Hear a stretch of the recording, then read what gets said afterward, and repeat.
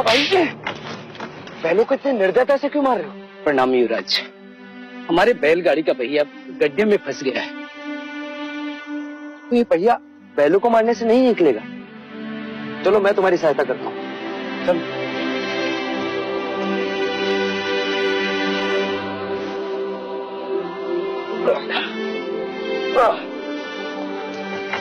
रुक जाइए युवराज, ये आप क्या कर रहे हैं? सहायता। सहायता या पाप?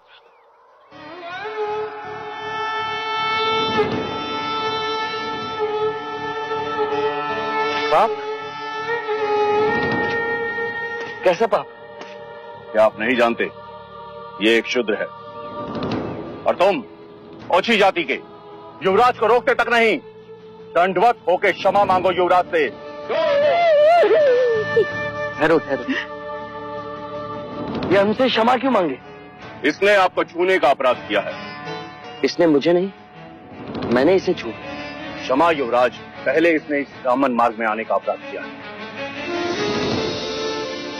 कैसा अपराध? ये मार्ग सबके लिए है।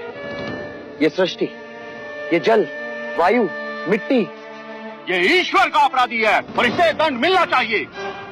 उसी ईश्वर ने इसे बनाया है जिसने तुमको, और यदि ये ईश्वर का अपराधी है तो इसे ईश्वर ही दंडित करेगा।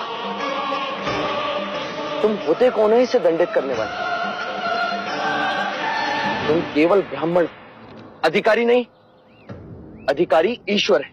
मत युवराज, हम इस सृष्टि पर ईश्वर का प्रतीक हैं, इस धरती पर भगवान का रूप हैं। केवल हम वेदांती पूजा पाठ कर्म से पुण्य के अधिकारी हैं, पुण्य के। यदि ये सत्य है तो कर लेते हैं तुम में और इसमें तुलना। इस मनुष्य ने अपने खून पसीने से इस मिट्टी को सींचा है, फल फूल उगाए। क्या तुम्हारे वेदांत इन्हें मुरझाने से रोक सकते हैं? क्या तुम इस धरती पर भगवान का प्रतीक, इस फंसे हुए पहिए को बिना हाथ लगाए निकाल सकते हो? आप हमारा अपमान कर रहे हैं युवराज। अपमान तो आप इस मनुष्य का कर रहे हैं। मत भूलिए युवराज, आप धर्म पर विवाद कर रहे हैं, धर्म पर। मैं मनुष्यता को बचा रहा हूं विप्र। विवाद धर्म पर नहीं, धर्म के नाम पर उठ रही घृणा पर है। धर्म की सार्थकता संपूर्ण मानव जाति को एक करने में है, उसे जोड़ने में है, ना कि तोड़ने में।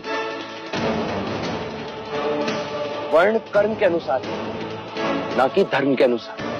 धर्म सबसे श्रेष्ठ है युवराज, सबसे श्रेष्ठ, जो मनुष्य को अपनी मर्यादाओं से परिचय करवाता है, परिचय करवाता है। उस धर्म को बनाया किसने? मनुष्य ने। हम कहते हैं कि हम सब मनु की संतान हैं, ब्रह्मा के वंशज। क्या कभी आपने शंकर की जाति पर पूछा है?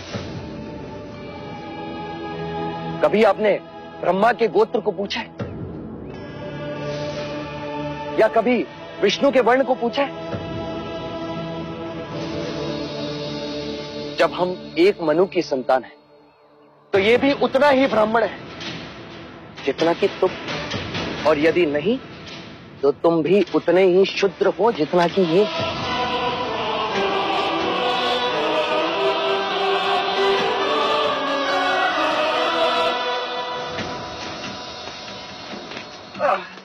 चलो पहिया निकाले। तो फिर लगाओ जोर।